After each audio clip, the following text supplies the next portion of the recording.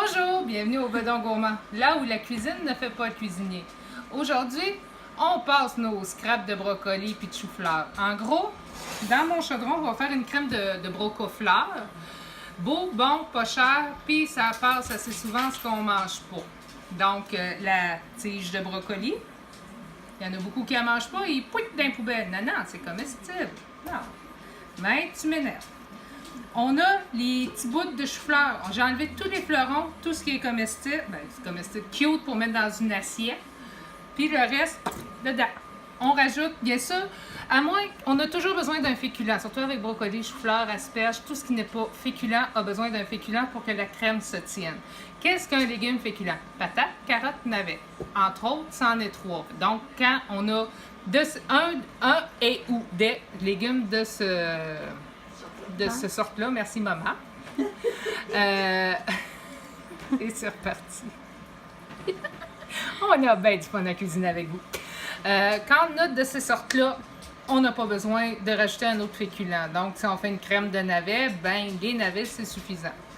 Donc, on rajoute des patates. Moi, pour la quantité, j'ai des pieds. On ne dira pas de la scrap parce que le monde n'aime pas ça. Mais des pieds, j'ai 3 pieds de brocoli. Ouais, 3, 2 pour 3, 6 pieds de brocoli. 6? Non, 3. 3? Oui, 3 pieds de brocoli, puis à peu près 2-3 pieds de chou-fleur dedans. J'ai 6 petites patates déjà prêtes, ou l'équivalent de 3-4 moyennes. On rajoute là-dessus bouillon de poulet pour couvrir. Là, je l'ai fait très concentré. Puis comme vous voyez, il m'en manque un peu, donc je rajoute un peu d'eau.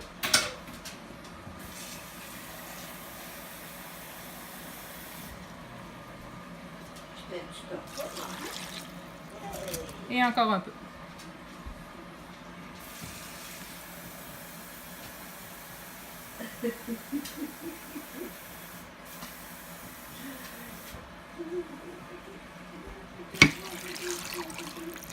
Voilà. Pour que ça soit à peu près tout recouvert. Moi, je mets un peu de sel, un peu de poivre, parce que là, c'est du bouillon commercial que j'ai, donc je le trouve très salé. Surtout quand ça mijote, le bouillon redevient plus concentré. Donc, c'est ça. On met ça à mijoter. Et on se revoit quand tout est bien cuit, on passe au blender. On se revoit à ce moment-là. Okay. Donc, comme vous pouvez voir, tout a très, très bien cuit. Il ne nous reste plus qu'à blender le tout. J'ai oublié de me sortir un plat.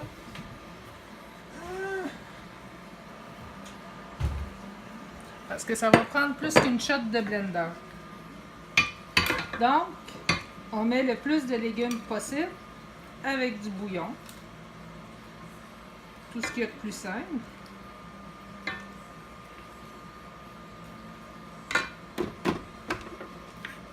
Un petit coup de mélange.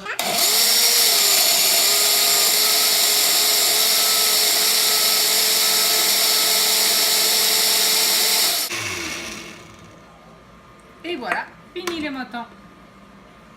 Il ne reste plus qu'à servir. Si vous la voulez plus liquide ou plus comme crème, vous pouvez toujours rajouter soit de la crème ou du lait dedans. Ça fait plus comme une crème, une soupe. Ou vous préférez la boire, vous êtes pressé, vous pouvez la boire à la tasse, la liquéfier beaucoup avec du lait. Vous avez vos protéines de lait, vos produits laitiers aussi. Ça se fait congeler.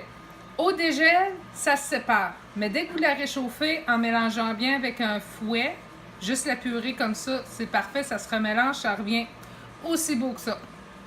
Donc, je vous laisse apprécier.